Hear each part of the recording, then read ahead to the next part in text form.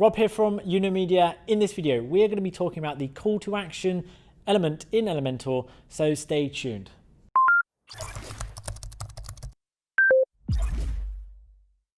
At Media, we help companies to grow and thrive using the latest tools, tricks, and marketing techniques. From websites to online marketing, automated sales funnels, social media, and much more. We're always releasing new content on our YouTube channel, so make sure you click the like, subscribe, and notification button to make sure that you don't miss out.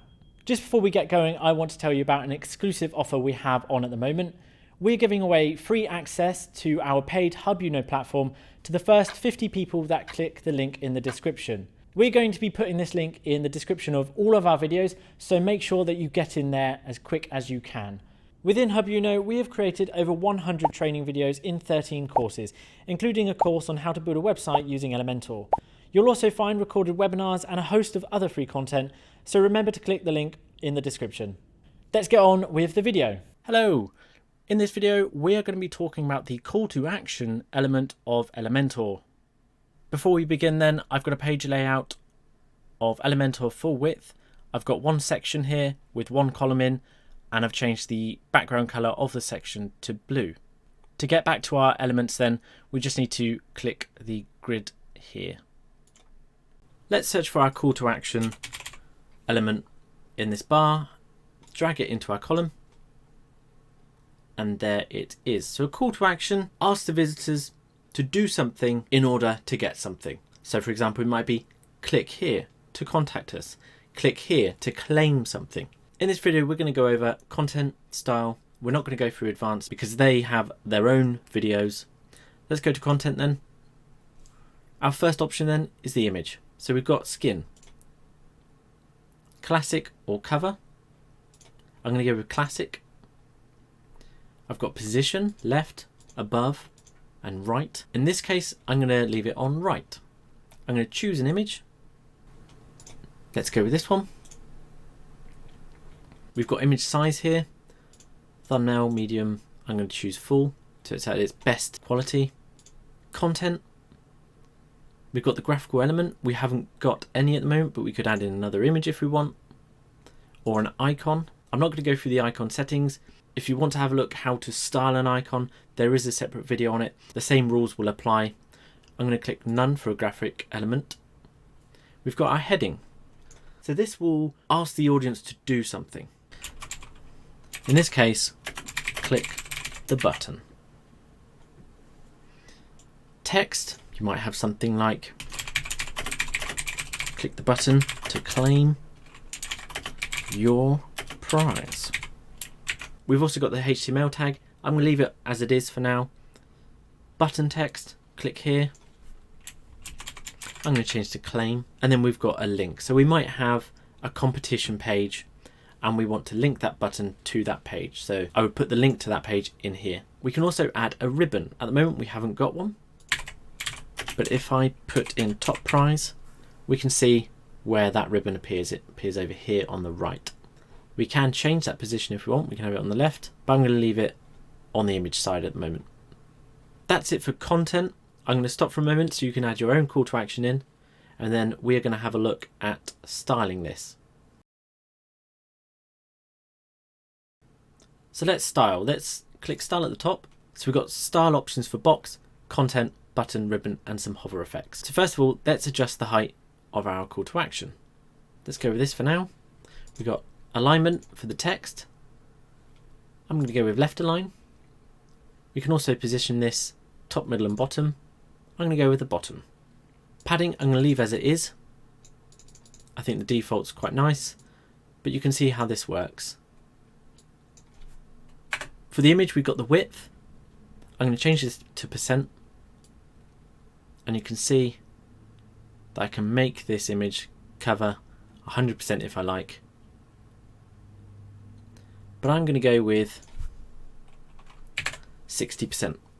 We've also got the height of the image, but seeing as we've set the height up here in the box, it doesn't really matter. I'm going to remove that and leave it on default. Next, let's style the content.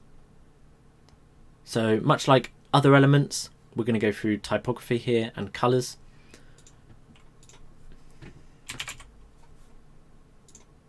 I'm going to change the title to Amatic and size to REM. The description I'm going to have as Josephine Sands. I'm going to leave the font size as it is, but I'm going to change the weight to 300. We've got spacing, so that's the space between the text on the description and the button. I'm going to leave it around there. And now we've got the colours. Or in this section we've got normal and hover. So the hover will be what colours we'll have when we hover our cursor over our call to action. So currently our background colour is white. I'm going to change this to green. I want the title colour to be white. Again, white for the description. And the button colour I want to be our orange. When we hover, I want the background colour to go purple. I want the title colour to stay white. I want the description colour to stay white. But I want the button colour to also go white. So let's check this. Let's hover our cursor over. As you can see, it changed. Now I'm not saying that this styling looks great, but this is just showing you the functionality of all these styling options. We can customize our button in more detail as well here. So we've got the size. Let's go with medium. Typography. We'll go Josephine Sands again. We've got text color, white. Background color, I want to be the orange. And I now want to change the border color to white. With a width of 5 and no radius. Now when I want to hover over our button, I want the text color to be white still, but I want the background color to go green. Now we can customize the ribbon. Let's go with the green instead. The text color can stay white. We've got the distance here. I'm going to increase the distance quite a bit. There we go. Typography. I'm going to stick with Josephine Sands on this and leave it as it is. Box shadow, so it just makes it jump out a little bit more. I'm going to leave that on its default. And now we've got our hover effects. So we've got sequenced animation. I'm going to leave that off. We've got zoom in, zoom out. So as you can see, when we hover over, the image zooms out, moves to the left. I'm going to leave it on zoom in. So currently when we hover over this, the transition is quite strong. So I'm going to click hover and I'm going to change the duration to be higher so it moves in slower. We've also got CSS filters. So let's say we wanted it to go blurry and maybe saturate when we hover over. That's what we can do. Like so. That's all the styling options for the call to action then. So again, so many options you can do. You can make so many different types of call to actions. Sometimes you can make your own call to actions without using this element, just by making sections and using columns and styling those separately with your own buttons and text. But this is the call to action element. If you're happy with what you've done, don't forget to click the green update button at the bottom, and we will see you in the next video.